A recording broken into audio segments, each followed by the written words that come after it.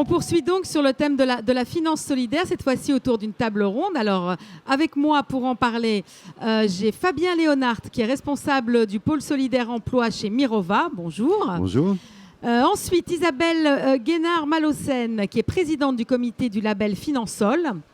Et à côté de vous, Isabelle, Xavier Rouault, qui est responsable des partenariats bancaires et épargne solidaire chez France Active. Bonjour. Alors, Bonjour. Tout d'abord, on a déjà parlé de Mirova, mais peut-être que des personnes nous ont rejoints sur ce salon. Donc, je vais vous demander de présenter à chacun à votre tour votre société, ce que vous faites. Donc pour Mirova, peut-être en version un peu plus courte, puisqu'on a déjà eu quand même avec Aude un bon aperçu. Allez-y.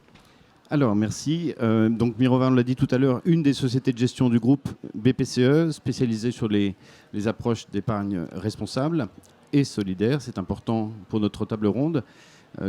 Tous les fonds qu'on gère, quelles que soient les classes d'actifs, doivent intégrer des critères extra-financiers qui sont sévères chez nous et qui donnent une cohérence. Tout ça encapsulé par l'entreprise à mission dont a parlé Aude juste avant. Voilà pour faire très vite. Et moi, le pôle dont je m'occupe, c'est les fonds qui sont les fonds à impact social particulièrement, dans lesquels on intègre les fonds solidaires qui n'existeraient pas sans nos partenaires à ma gauche. D'accord, parce que vous travaillez en fait ensemble. Ben oui, c'est un écosystème qui dit finance solidaire. Je pense que Xavier sera mieux placé que moi pour en parler, mais c'est des compétences très particulières. C'est un monde à part. Et en fait, moi, un fonds comme celui que je gère, qui est très vieux, très gros, intègre une partie assez classique d'actifs cotés et des actifs non cotés, ce qu'on appelle la partie solidaire. Et puis Isabelle va nous expliquer ce qu'elle fait de tout ça, mais voilà, pour faire très vite, on va y revenir, je pense. Tout à fait. Alors Isabelle, même question pour vous. Donc Finansol, qu'est-ce que vous faites? C'est quoi? Alors, Finansol, le nom de l'association qui porte ce label a changé. Non, c'est plus Finansol, ça s'appelle FAIR. Voilà, c'est une association qui existe depuis plus de 30 ans, qui est un peu l'association de référence en France sur la finance solidaire et qui a changé de nom très récemment en fusionnant avec une autre structure qui s'appelle l'Impact Invest Lab, spécialisée notamment sur les contrats à impact social, pour s'ouvrir un petit peu plus et passer de la finance solidaire à la finance à impact social. Alors, je ne vais pas m'en mêler dans les définitions, mais en tout cas, ce dont il s'agit véritablement ici, c'est d'une finance qui a du sens, évidemment, et qui est au service de projets, de territoires non cotés à très forte utilité sociale et environnementale. Voilà, on parle beaucoup de finances durables, finances responsables, l'intégration de critères environnementaux, sociaux et de gouvernance dans la gestion des produits financiers. Ce qui nous intéresse, il me semble en effet ici, cette particularité du fléchage de l'argent de ces produits vers des produits, encore une fois, des projets de territoire. Et voilà, Xavier pourra en parler sur France Active. Et moi, ce que je fais pour cette association FAIR, je suis bénévole au sein du comité du label Finansol. Et ce comité qui existe depuis très longtemps, que je préside depuis 3 ans, met son tampon, un peu comme un label qu'on peut trouver sur des produits alimentaires, par exemple. Mais ce label est destiné à des produits financiers pour bien expliquer, valider, garantir que quand vous allez souscrire à un produit qui est labellisé Finansol, une partie, soit tout, soit une partie, parce qu'on a beaucoup de types de produits financiers existants. En tout cas, une partie de ce produit va servir justement à investir ou à financer dans ces projets, encore une fois, très concrets de territoire, comme notamment on va revenir sur ce label. On va approfondir un peu sur ce label. France Active, alors Xavier, parce qu'on parle beaucoup de vous, vous n'avez pas encore parlé. Donc non, mais je vais le faire. Je vous remercie de me laisser la parole. D'abord, je remercie la Caisse d'épargne Île-de-France de nous permettre de nous exprimer sur ce qu'est la finance solidaire et l'épargne solidaire plus largement. France Active, c'est un mouvement, c'est le mouvement des entrepreneurs engagés. C'est une association qui participe au quotidien à accompagner des entrepreneurs à la recherche d'un fort impact social et ou environnemental. Et ça se traduit dans les faits par une forte mobilisation de capitaux, puisque si on s'appuie sur les chiffres de l'année 2020, c'est plus de 410 millions d'euros qui ont été mobilisés et qui ont permis d'accompagner un peu plus de 30 000 entrepreneurs. Donc c'est évidemment de l'emploi qui est créé, in fine, voire sauvegardé dans un certain nombre de cas. Et là aussi, on a des chiffres qui sont assez conséquents, puisque c'est 58 000 emplois qui ont été créés ou consolidés en 2020. Et évidemment, on est fiers de pouvoir donner des réponses financières à ces entrepreneurs à la recherche d'un fort impact social et ou environnemental. Alors, on disait tout à l'heure, on ne va pas se perdre dans les définitions, mais je voudrais bien quand même, pour que les choses soient claires, que vous définissiez la finance solidaire, que chacun, en fait, vous mettiez une brique qui forme un tout, hein, pas répéter à chaque fois la même chose, mais selon vous trois, ce que vous en avez à dire, les enjeux, les objectifs de cette finance solidaire dont on parle beaucoup, mais parfois où on a parfois un peu difficile à mettre les contours.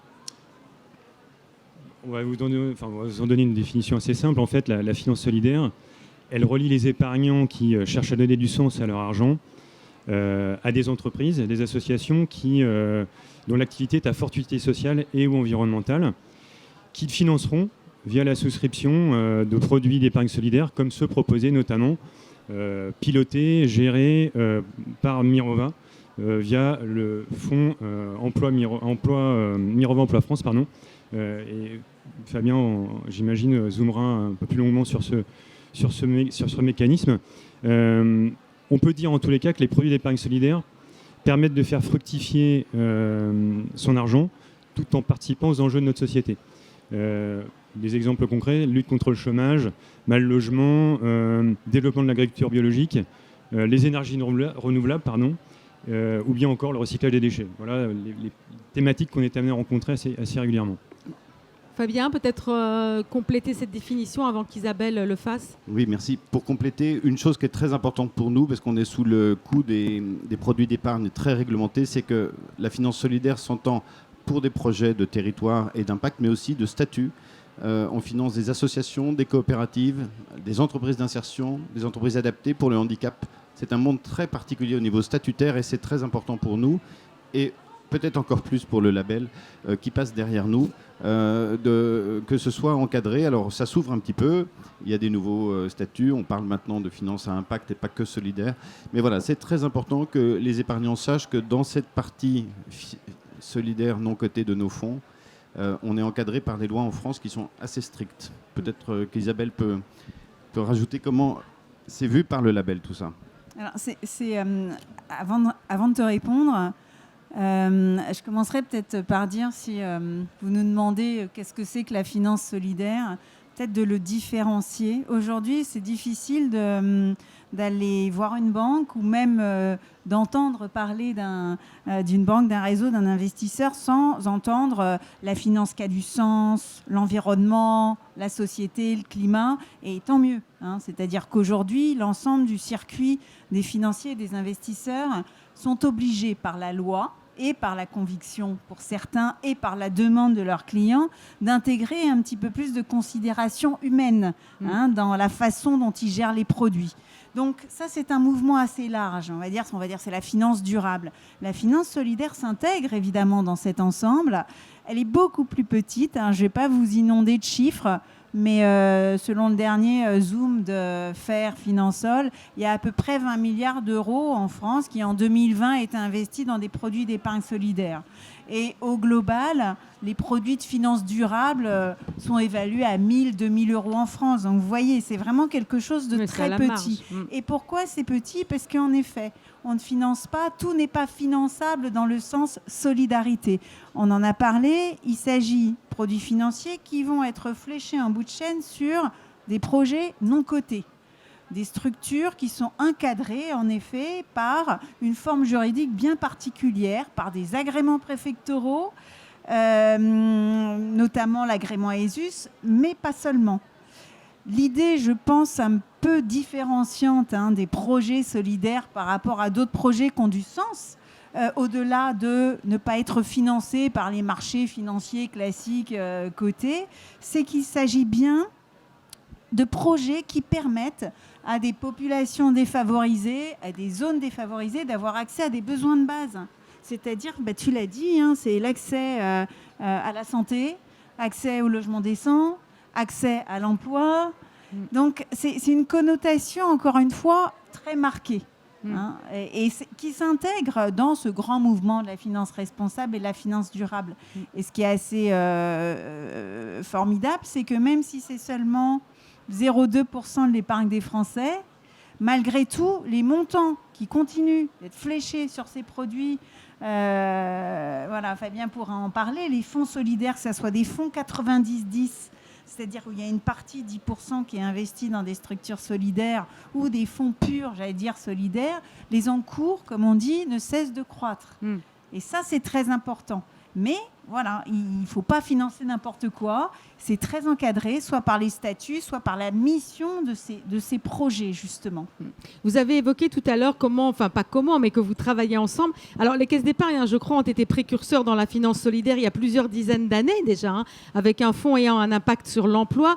Mirova et France Active sont partenaires justement pour la gestion de ce fonds. Est-ce que vous pouvez nous en expliquer le mécanisme et le rôle aussi de chaque entité? En fait, comment vous travaillez ensemble?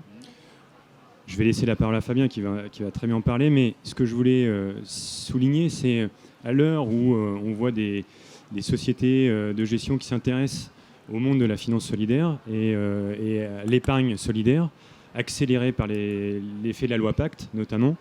Nous, on peut le dire, on a été pionniers en la matière. Dans quelques jours, France Active Investissement, qui est la société financière qui permet à France Active de collecter l'épargne solidaire, va souffler ses 30 bougies. Et le fonds géré par Fabien, le fonds maître, donc Insertion Emploi Dynamique, il y a un partenariat historique entre nos deux maisons puisque ce fonds a été créé en 1994. Voilà. Et ce qui en fait aujourd'hui d'ailleurs l'un des plus gros fonds solidaires 90-10 en France, fonds ouvert évidemment. Mais là aussi, ce qui est intéressant, c'est de voir l'appétence des Français pour l'épargne solidaire. C'était souligné par Isabelle à l'instant. Mais on voit qu'on assiste à un mouvement de fonds et on a la possibilité, avec les véhicules financiers type fonds 90-10, de pouvoir répondre à ces sollicitations et aux besoins de ces épargnants. Donc là, peut-être que Fabien peut intervenir et puis zoomer plus particulièrement sur le partenariat, sur le mécanisme de son fonds. Oui, ça c'est important de dire que la Caisse d'épargne, qui est une banque mutualiste, donc qui dépend de l'ESS aussi, faut le rappeler, était pionnier avec France Active. Donc 27 ans, le fonds que je gère, il fait plus d'1 milliard d'euros. Donc c'est petit la finance solidaire, mais il commence à y avoir des gros produits. Ce qui est intéressant aussi, c'est qu'on a beaucoup parlé de finance verte, qui a beaucoup progressé, mais les fonds verts, même ceux de Mirova qui sont les plus vieux du marché, n'ont que 15 ans, alors que la finance solidaire est beaucoup plus ancienne. Et elle a une espèce de revanche, là, ça y est, on en reparle. Le Covid a beaucoup aidé à remettre l'homme au cœur du système, parce qu'avant de faire des économies d'énergie, c'est bien d'avoir un toit sur la tête et un emploi, pour faire une petite parenthèse. Donc voilà, comment on travaille. Alors, un fonds 90-10, très vite, pour ceux qui nous écoutent, c'est-à-dire quand on collecte 100, 90% va être investi, c'est la loi qui nous l'impose, dans des produits cotés et listés, donc liquides, et 5 à 10%, et là Isabelle va surveiller ça très fort, 5 à 10% fléchés sur l'épargne solidaire. On ne peut pas aller au-dessus de 10, il faut le comprendre, ça peut être frustrant, mais c'est comme ça, c'est la loi qui encadre. Donc moi, mon travail, c'est de gérer la partie 90%, à la mode Mirova, très exigeant, et je n'investis que dans des sociétés cotées qui créent des emplois en France. On va bien au-delà des exigences que les labels nous imposent, pour être cohérent avec ce qu'on va faire par ailleurs, et ce qui nous intéresse là aujourd'hui. Donc c'est pas la partie 90%, c'est la partie 10%, mais si dans la partie 90%, j'investis dans des sociétés qui font des chômeurs longue durée et qui mettent les gens à la rue, il n'y a aucune cohérence dans le produit et dans l'approche. Ce n'est absolument pas obligatoire. On s'efforce de faire ça. Ça, c'est chaque société de gestion fait sa petite soupe. C'est un petit peu la limite de l'ISR, choisit ses critères dans le cadre d'un label qui n'est pas Finansol, mais label de l'État, mais qui n'impose pas du tout de mesurer l'impact social. Et là, le label n'intervient pas pour ces 90%. Le label n'intervient pas, sauf que, comme le disait Fabien, il faut être un petit peu cohérent. Quand on met un label qui garantit que le produit est d'épargne solidaire sur une part de capital d'une entreprise, d'un organisme de financement solidaire, comme France Active, qui est un réseau qui a accompagné l'insertion depuis très longtemps. Là, il n'y a pas de sujet. En revanche, comme je l'ai dit, le label Finansol, il met son tampon sur des produits qui ne sont pas forcément des produits, entre guillemets, purs, solidaires purs. Parce qu'évidemment, il faut pouvoir investir dans un certain nombre de choses. Donc, quand il s'agit de fonds 90-10, qui est ce mécanisme vraiment très, très intéressant et qu'on espère pouvoir exporter en Europe malgré tout, parce que ce n'est pas forcément le cas, et bien évidemment, quand le label solidaire est là, il faut qu'il y ait une cohérence. Oui. Donc nous, ce qu'on va regarder, c'est qu'en effet, la poche 5-10% est bien investie dans des structures qui ont du sens et qui permettent encore une fois l'accès à des besoins de base à des populations ou des zones qui en sont privées. Mais au-delà de ça, on garde que le produit est cohérent. On ne va pas mettre un impôt sur un produit financier. Et la cohérence, alors on n'exige pas d'autres labels, mais c'est vrai qu'on apprécie dans quelle mesure le produit, c'est le cas d'ailleurs du fonds insertion emploi dynamique, je crois que c'est le nom de Mirova, c'est qu'il y a une espèce de fil rouge sur la création d'emplois ou la non-destruction de valeur qui est intéressant. Mais on peut avoir d'autres produits qui sont investis dans des structures immobilières. Donc il faut qu'à chaque fois qu'on comprenne et qu'on interroge les sociétés de gestion sur cette cohérence-là, y compris quand on est investi sur des fonds actifs cotés. Ce qui est pas le plus évident à faire. Je vous interromps, excusez-moi, mais je pensais que c'était intéressant justement de... C'est très important que chacun comprenne que des fonds comme celui que je gère sont hybrides et la cohérence est pour nous la clé. Ensuite, pour la partie solidaire, depuis l'origine, puisque le fonds a été monté par l'ancêtre de Mirova dans la galaxie des caisses d'épargne il y a bien longtemps et la caisse des dépôts avec France Active. Depuis le début, en fait, c'est chez France Active qu'est l'expertise. Le réseau, tu vas peut-être rappeler le nombre de bureaux, de salariés qui sont chez France Active à notre service. Finalement, nous collectons l'épargne, votre épargne, et on s'appuie sur l'écosystème de France Active. Donc, on confie finalement en partie la responsabilité à France Active en souscrivant dans un véhicule, le fameux France Active Investissement, cet énorme véhicule dont Mirova est le premier actionnaire aujourd'hui, mais également on fait des cofinancements, c'est-à-dire que les équipes de France Active viennent me voir, me disent « j'ai croisé un beau projet, on va les financer, est-ce que tu veux avec ton fonds les financer en plus ?» C'est-à-dire faire un cofinancement. Et on fait ça depuis l'origine, je crois qu'il n'y a quasiment pas d'équivalent en France, donc c'est très compliqué à faire, mais ça donne aussi une cohérence à notre approche et peut-être que ça explique le succès de ce fonds. Je pense. Donc voilà. Après, je pense que c'est important que Xavier donne un petit peu les chiffres clés de la puissance de feu de France Active. Nous, on a une équipe d'investissement solidaire à Paris, mais on ne peut pas lutter, si je puis dire, contre le réseau. Dans le cadre de ce partenariat, ce qu'il faut comprendre, c'est que l'épargne solidaire, c'est le moteur de l'activité de France Active Investissement. Et France Active Investissement, c'est la société financière qui va permettre à France Active de collecter cette épargne. Cette épargne, vous l'avez compris, qui est... lui-même investi dans des fonds comme celui de Fabien, des fonds 90, enfin comme celui de Mirova, pardon, parce que Fabien ne fait que le gérer. Pour autant, ça se traduit dans les faits par des investissements assez forts dans la SAS, dans France Active Investissement, puisque les chiffres 2020 sont assez... Alors, dans une année inédite, mais on a quand même collecté près de 18 millions d'euros en 2020. Et ce qui est intéressant, c'est de collecter cet argent, c'est bien, mais le mettre à disposition des entrepreneurs à impact, c'est encore mieux. Donc, on a engagé 22,2 millions d'euros, très précisément, et ce qui, dans les faits, s'est traduit par près de 340 entreprises accompagnées et financées, et de l'emploi, je vous le disais, également créé, puisque c'est plus de 8000 emplois qui ont été créés. Donc, en moyenne, je dirais, si on fait une rétrospective sur les 10 dernières années, France Active Investissement collecte aujourd'hui 15-20 millions d'euros en moyenne. Là, on est dans un trend relativement dynamique parce qu'on en a parlé un petit peu, mais il y a les dispositions de la loi Pacte qui viennent fortement accélérer cet effet de collecte puisqu'on a des contrats d'assurance vie maintenant qui deviennent solidaires. Et puis l'épargne salariale qui est quand même un des gros moteurs de l'épargne solidaire, l'épargne salariale solidaire, qui est aussi notre moteur puisque c'est 70% de la collecte qui est assurée par cette épargne-là. Donc, nous, on est évidemment très impliqués, très engagés aux côtés de Mirova. Ce partenariat historique, c'est un partenariat auquel on tient, évidemment, puisque, comme l'expliquait Fabien, il y a du co-investissement. Ça permet de donner des solutions financières à un certain nombre d'entrepreneurs. Et puis, voilà, c'est aussi une solution financière d'épargne qui est proposée aux épargnants qui sont également appétants, puisqu'il y a de plus en plus de demandes. Et on le voit bien aujourd'hui dans les chiffres. Oui. Voilà. est-ce que l'épargnant peut obtenir de l'information sur l'impact de son épargne lorsqu'il investit dans la finance solidaire? C'est Finansol, ça c'est le label, mais quand il n'y a pas le label aussi, comment il fait?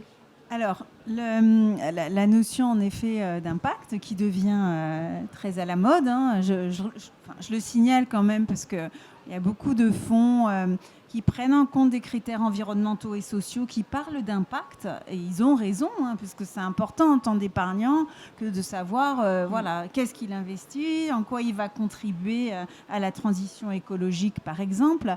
En ce qui concerne les produits financiers solidaires et les entreprises non cotées à fort impact social, à forte utilité sociale et environnementale, l'impact, il est assez concret. Et je pense que c'est ce que recherchent les épargnants et les investisseurs, et en particulier le public d'investisseurs privés. Alors, quand un produit est labellisé Finansol, mais au-delà de ça, quand tout simplement un produit sert à financer des projets non cotés, l'association FAIR, par une équipe qui s'appelle l'Observatoire, collecte beaucoup de données.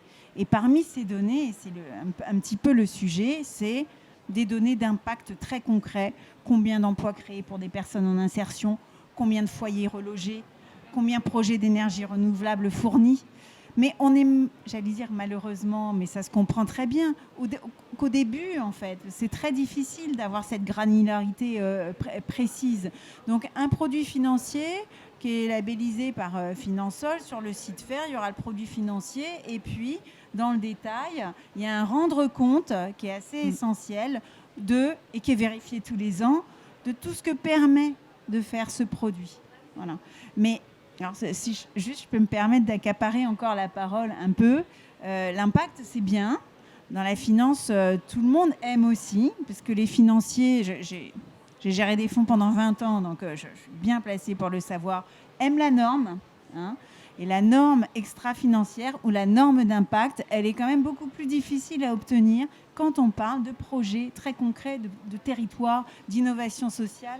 Une petite société qui va être spécialisée, je ne sais pas, par exemple, dans l'économie circulaire, ne peut pas avoir les mêmes chiffres d'impact qu'une société, un gros réseau d'insertion ou de chantier d'insertion. Ça n'a pas de sens. Mais malgré tout, voilà, il faut arriver à trouver le bon équilibre entre l'impact qui est évident, que l'épargnant a besoin de savoir quand il va souscrire, de la même façon qu'un consommateur a besoin de savoir ce qu'il va acheter, et le côté de tout normer absolument, parce que parfois c'est des toutes petites structures et c'est difficile pour elles de consacrer beaucoup de temps à mesurer ce qu'elles font sur le territoire plutôt que de faire tout simplement. Comment vous les sélectionnez, ces projets? Alors, je n'ai peut-être pas mentionné que France Active, c'est un réseau national constitué de 35 associations territoriales et qui sont en capacité de répondre aux besoins de ces entrepreneurs à tous les stades de vie. Donc on a une palette, on a des outils financiers larges qui permettent de couvrir largement les besoins de ces entrepreneurs à impact. Ça va de l'émergence, de l'amorçage, puisqu'on a créé un fonds d'amorçage en début d'année 2020, donc du capital risque. Là, on est encore sur je dirais sur un pan de notre activité très risquée, mais qu'on sait faire aujourd'hui, et grâce au soutien également de nos partenaires. Et dans des phases d'accélération plus fortes, où on fait ce qu'on appelle du private equity solidaire, de l'investissement fonds propres, quasi fonds propres, sous toutes ses formes, du capital, du titre associatif, participatif, enfin, je ne vais pas tous les citer, mais voilà, on est en capacité de répondre à tous les besoins de ces entrepreneurs, à tous les stades de vie, et on a une expertise reconnue, on a des équipes, que ce soit en local, au niveau de nos associations territoriales, ou au niveau national, sur des tickets de taille plus importante, puisque si on regarde les chiffres d'un peu plus près que je vous ai communiqué tout à l'heure sur l'activité de France Active Investissement, je vous disais 22,2 millions d'euros engagés. La moyenne des prêts, on fait du prêt participatif, c'est un peu moins de 70 000 euros. Mais ça veut dire qu'il y a aussi des projets de taille importante, très importante, qui demandent un niveau d'expertise plus fin et pour lequel on a une équipe à Montreuil. L'association nationale est basée à Montreuil. On est 150 salariés en tête avec toutes les équipes, le cœur de métier, fonction support. Et un comité d'engagement national se réunit chaque mois pour valider, déterminer si les projets qui sont présentés, qui ont été analysés évidemment, passés au crible, vont trouver une réponse financière avec France Active Investissement. Fabien ? Oui, juste. Alors moi j'ai l'honneur de faire partie du comité d'engagement national pour représenter Mirova. La façon dont, pour revenir sur la question, donc c'est important ce qu'a dit, les gros dossiers remontent par exemple de Toulouse. Et ce qu'on va chercher, c'est une péréquation entre l'impact, il est très important d'être mesurable, mais aussi la pérennité économique. Parce que l'impact pour faire faillite dans les 5 prochaines années n'a pas de sens. C'est important de bien dire qu'on fait avec France Active et toute la finance solidaire de l'investissement et pas de la subvention. On n'est pas des fondations qui distribuons des dotations. L'idée, c'est que l'argent qui est alloué au solidaire soit rendu à l'épargnant quand il le récupère, au bout de 5 ans, 10 ans, à la retraite, je ne sais pas. Entre-temps, il a aidé à faire grossir ces entreprises. Donc ça, c'est très important. Et le comité d'engagement, avec l'aide des experts de France Active, on est là. Alors déjà, il y a les représentants de ceux qui apportent les capitaux, mais aussi des syndicats, des gens du monde des coopératives, enfin plein de gens qui ont des angles différents. Et on est là pour être les gardiens du temple sur l'impact. Est-ce que c'est pas du solidaire washing, si vous me permettez l'expression?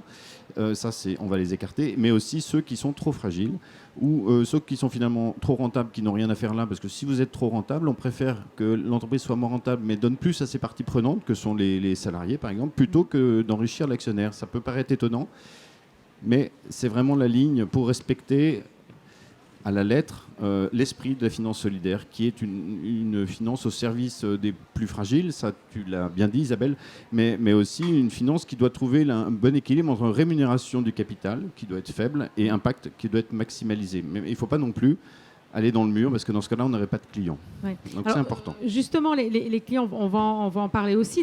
L'épargnant, est-ce qu'il existe un profil type de l'épargnant qui veut investir Non, mais c'est vrai.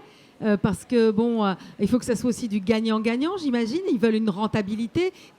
Les arguments, c'est quoi et quel est son profil? Je ne sais pas s'il y a un profil d'épargnant. En tous les cas, ce qu'on disait tout à l'heure, c'est qu'on assiste, on le voit bien, on fait face à un mouvement de fond, un changement sociétal qui est un peu comparable à ce qu'on le voit dans le domaine de l'alimentation. Les gens veulent savoir où est produit ce qu'ils achètent et comment c'est produit. C'est pareil pour l'épargne ou le placement.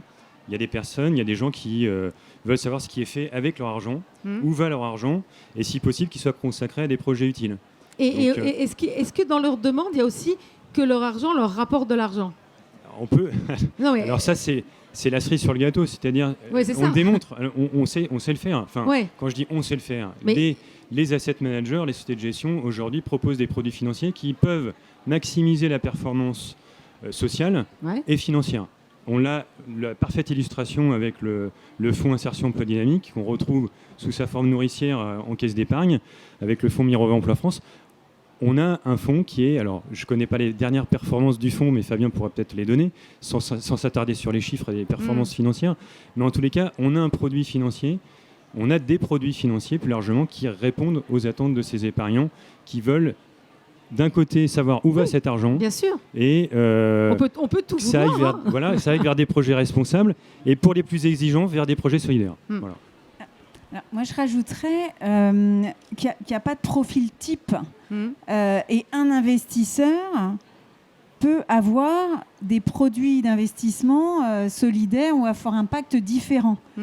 La première raison, c'est qu'un produit financier solidaire est d'abord un produit financier.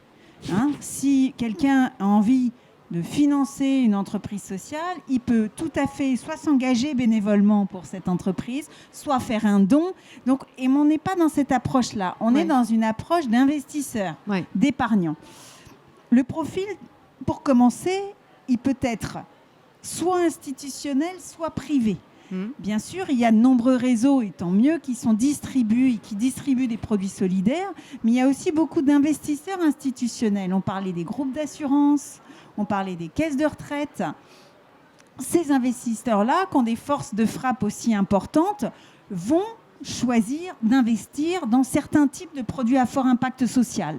Et puisque même ces gros investisseurs institutionnels sont dans une obligation de rendement, dans le cas d'un assureur, il est obligé de servir à celui qui va prendre un contrat d'assurance vie 1%, 2% de rendement. Donc, ils sont contraints, eux. Donc, ils peuvent investir dans une poche solidaire, non cotée, qui va rapporter un peu moins parce que c'est ce qu'on appelle des investissements impact first, par opposition à finance first, et il va investir le reste dans des produits financiers qui ont plus de rendement. Donc, première dissociation, investisseur institutionnel, investisseur privé. Et en tant qu'investisseur privé, chacun a son, son appétence pour... tu as parlé du domaine, le secteur solidaire qu'on veut soutenir, mais aussi son risque. On n'est pas tous capables d'investir en private equity solidaire, par exemple, ou alors d'investir dans les structures, dans le capital d'une entreprise non cotée solidaire, parce qu'il faut être capable de se dire, moi je peux perdre tout mon argent. Parce qu'il ne faut pas oublier qu'il y a des produits solidaires qui sont dans des fonds d'amorçage, par exemple de capital risque, on peut tout perdre. Tout le monde n'a pas envie de faire ça forcément. Donc, on peut avoir envie de, avoir un impact sur le territoire, mais malgré tout, avoir un petit rendement ou au moins une sécurisation de son épargne. Donc, moi, j'ai l'impression que le profil, il n'est pas type. Et heureusement, et c'est pour ça d'ailleurs que dans les produits qui sont labellisés par l'association FAIR avec le label Finansol, donc à fort impact social, parmi ces produits, il y a des fonds, il y a des produits bancaires, il y a des livrets, il y a des fonds qui permettent de redistribuer une partie de son intérêt en dons à des associations. Il y a des produits hybrides, les fameux fonds solidaires 90-10. Il y a beaucoup de produits d'épargne salariale qui sont nourris par ces fonds 90-10. Et ça correspond à tout un panel d'investisseurs. Et il y a le LDDS aussi, pour lequel FAIR s'est beaucoup mobilisé avec tous ses partenaires. Mais vous pouvez aussi épargner avec votre livret de développement durable et solidaire. Ça, trop peu de Français ne le savent pas parce que les banques n'ont pas beaucoup communiqué sur le lancement opérationnel de ce produit qui a pris du retard, mais qui est, depuis le 1er octobre l'année dernière, qui est accessible. On peut aller voir son conseiller et si on n'a pas un livret de développement durable et solidaire, lui demander d'en ouvrir un et faire don d'une partie, de la totalité, voire même d'un peu de son capital pour flécher vers des structures, des associations, des ONG militantes qui participent à transformer la société. Fabien ? Oui, pour prendre Insertion Emploi qui a un très très long historique, on peut faire un petit peu la fusion de ce qui a été dit, mais il faut savoir que jusqu'en 2014, c'était un fonds 100% institutionnel. Il n'y avait quasiment que des grandes institutions, assurances, caisse des dépôts, Agir Carco, les grands fonds publics, les grands épargnants publics ont beaucoup d'argent aussi. Et puis on l'a ouvert avec l'aide de la Caisse d'épargne et de Banque Populaire, mais aussi de France Active. On l'a ouvert aux particuliers en se disant qu'on n'avait pas bien labouré ce champ des particuliers, de monsieur tout le monde, qui veut comprendre où va son argent, qui veut du rendement, parce que moi c'est un fonds qui a des actions, donc qui dit action dit risque, mais dit attente de rendement. Et là, c'est un succès incroyable, puisqu'aujourd'hui, sur 1 milliard, il y a plus de la moitié qui vient des particuliers. Donc, on a trouvé clairement une appétence. Et maintenant, qui est-ce qui court un petit peu derrière ? C'est les institutionnels, notamment les publics, qui commencent à avoir de la pression par au-dessus. Leurs conseils d'administration ont des comptes à rendre. Ils ont dû le faire sur le CO2, sur l'impact carbone. On n'en a pas parlé là. Mais il y a eu des réglementations sur les professionnels de l'investissement sur le carbone. Ça va venir, on espère qu'un jour ou l'autre, ils auront des comptes à rendre aussi sur le social. Parce que c'est super le carbone, mais si pour faire des chômeurs, c'est pas top. Donc ça c'est vraiment important. Et pour revenir sur votre question du rendement, la façon dont on investit chez Mirova, c'est qu'on est certain que les entreprises qui sont bien positionnées, qui respectent leurs salariés, leurs fournisseurs, qui ont des produits qui s'inscrivent dans un monde qui a des contraintes. Ceux-là vont être les gagnants. C'est ceux dans lesquels on investit. En plus, ils créent de l'emploi en France pour mon fonds. Ça va faire de la performance. C'est-à-dire que ça paraît simple. C'est compliqué à faire, mais c'est assez simple. Si vous investissez que dans des boîtes qui font n'importe quoi, qui se prennent des amendes et qui vont être avec un problème, environnemental, avec des réglementations dans 5 ans, ils vont faire faillite. Mais pas besoin d'être savant pour le faire. Donc nous, on fait l'inverse. Et on a ce couple sens traçabilité, on a des cartes interactives, les gens peuvent comprendre où on investit, quels sont les produits derrière. Et ça fait des performances et on a cette espèce d'effet vertueux En 2 mots, pour faire de la provocation, je vous dis, vous préférez un fonds imbécile qui achète le CAC 40 avec une trajectoire carbone intenable et qui ne crée pas d'emploi, ou vous préférez un fonds comme le nôtre où il y avait 5 à 10% de votre argent qui va dans du solidaire, 90% dans des sociétés qui nous semblent, nous, plus responsables et avec un impact positif, même si elles sont cotées, avec une trajectoire carbone et qui sont plus performantes, je ne vois pas qui va aller dans le CAC 40. Enfin, franchement, et c'est bien ce qu'on voit. Les fonds ISR, on en a parlé tout à l'heure, juste avant, collectent beaucoup d'argent, et les fonds non ISR, c'est-à-dire un peu aveugles, qui nous emmènent un peu dans le mur à long terme, décollectent. Donc il y a quand même un grand mouvement qu'on retrouve sur la finance solidaire. Alors c'est marrant, pardon, juste pour compléter sur le profil des investisseurs, on était tous les 3 à dire le fonds existe depuis 90, 95, 97. C'est des mécanismes aussi français qui existaient avec la loi Fabius sur l'épargne salariale solidaire depuis 25-30 ans. Donc tout ça est quand même assez vieux, mais ça a toujours été assez innovant. Tu l'as un peu dit, il y a tout d'un coup un intérêt marqué sur le sujet qui est pourtant très vieux. Pourquoi ? Et d'ailleurs, le profil des investisseurs, des épargnants privés se rajeunit parce que, c'est ma perception en tout cas, pour connaître un peu les autres fonds de finances durables dans son ensemble, parce que c'est sans doute ce type de produit qui est beaucoup plus concret. C'est-à-dire, bien sûr, quand on investit dans des entreprises cotées du CAC 40 ou non, européennes, toutes ces entreprises sont obligées plus ou moins de s'engager dans la transition écologique et sociale. Mais par contre, quand on va souscrire un produit financier, on sait qu'en bout de chaîne, ça va permettre de renforcer les fonds propres des acteurs de territoire, qu'ils soient associatifs ou sous forme commerciale, mais avec un agrément entreprise sociale et solidaire. C'est tout de suite beaucoup plus concret. Et ma perception, c'est que les gens plus jeunes ont envie de savoir et ne font plus, j'allais dire, un peu n'importe quoi, ni dans la façon dont ils consomment, ni dans la façon dont ils investissent. Et ça, c'est assez intéressant. Et avec parallèlement le développement de plateformes d'investissement qui leur permettent assez facilement de faire des choix sur des projets, il y a peut-être il me semble, un rajeunissement du profil type des investisseurs solidaires, ce que je trouve très bien d'ailleurs. On disait tout à l'heure, on en parlait, que l'épargne solidaire était quand même assez marginale, puisqu'elle représente un peu plus de 0,3%, c'est ça, de l'épargne des Français. Comment est-ce qu'on pourrait accélérer cette tendance ? Ça a déjà beaucoup changé, il me semble. Oui, ça monte beaucoup. Ouais. Quand même, le point déclencheur, il y a 2 leviers, selon moi. Le premier, très fort, c'est la réglementation. C'est quelque part, on oblige. Et on oblige qui ? On oblige en premier lieu, non pas le consommateur, l'épargnant, l'investisseur, mais celui qui conçoit le produit.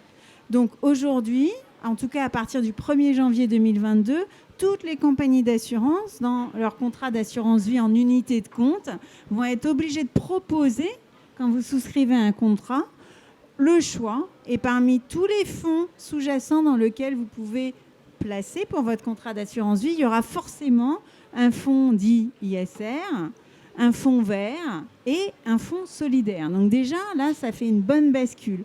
Et même auparavant, ce qui a fait vraiment monter l'épargne solidaire, c'était les lois qui concernaient les plans d'épargne d'entreprise ou les plans d'épargne retraite, où toutes les entreprises étaient obligées de proposer un produit solidaire.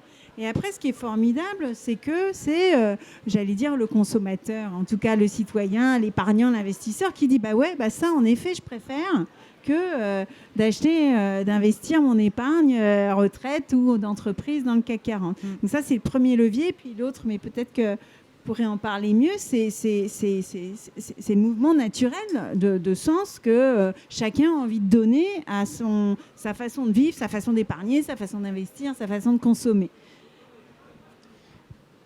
Merci, c'est très bien résumé. Moi, juste, je voulais compléter ce que disait aussi Fabien tout à l'heure. Pour un épargnant qui serait prêt à épargner solidaire, qui n'a pas encore franchi le pas, vous avez la possibilité d'aller sur le site de France Active, voir celui de Mirova, voir celui de la Caisse d'épargne pour les clients Caisse d'épargne. On a créé une carte interactive qui permet de tracer les projets dans lesquels on a investi, l'argent collecté par le truchement de France Active Investissement. Et ça permet à tout à chacun de se dire à côté de chez soi, j'ai peut-être permis, je consomme peut-être chez un entrepreneur qui a été accompagné grâce au soutien de cette épargne solidaire. Donc ça, c'est important. Donc vous allez sur la première page du site France Active, vous scrollez un peu, vous avez tout en bas, et vous avez la possibilité de savoir exactement où va votre argent et comment elle est investie avec France Active et avec ses partenaires, notamment Mirova.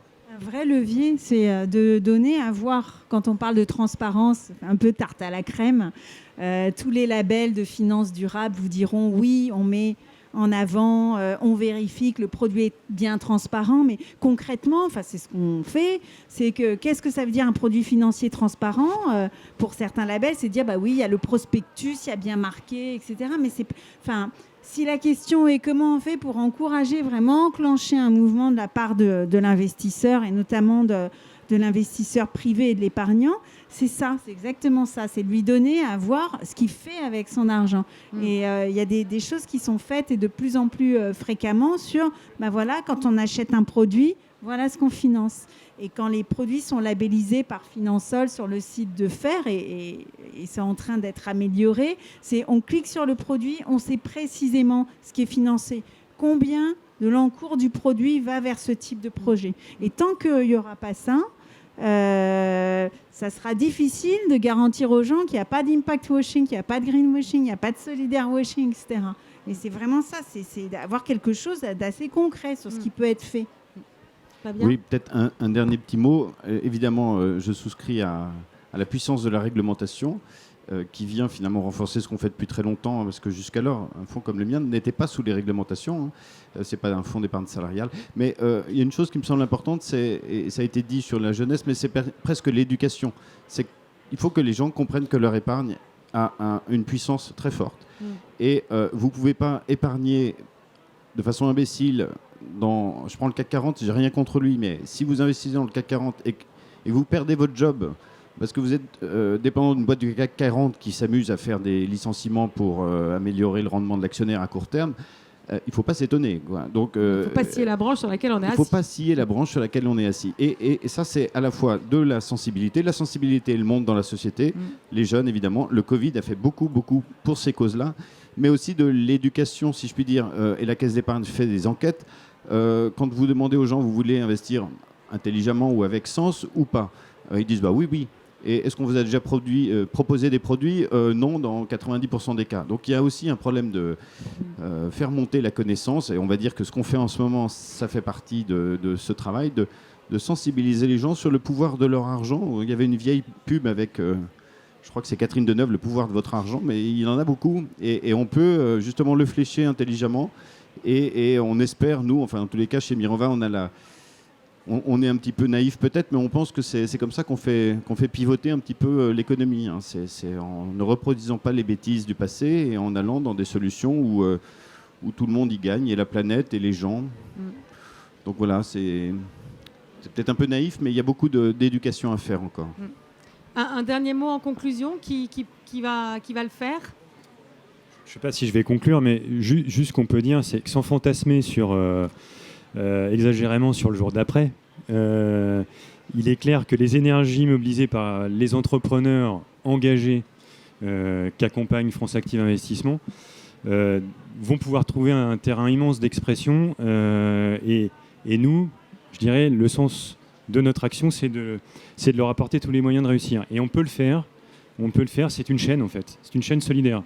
On le fait grâce à l'épargnant qui va investir son argent dans un produit financier à plus ou moins forte rentabilité, avec de l'impact, et cet argent que nous on va transformer sous forme de prêt participatif ou sous d'autres formes pour pouvoir lui prêter et lui permettre de créer son activité, voire de la développer, et donc in fine de créer de l'emploi en France. Donc ça, je pense que c'est important de le souligner.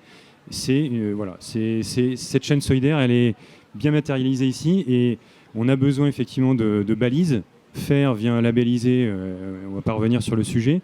On est aussi labellisé, le fonds de Fabien est labellisé, mais les actions de France Active Investissement sont également labellisées. Donc il y a aussi, je dirais, de vrais garde-fous qui permettent à l'épargnant d'être rassuré, de s'assurer que son épargne va bien là où il veut Là où il qu'il voudrait qu'elle Exactement. aille.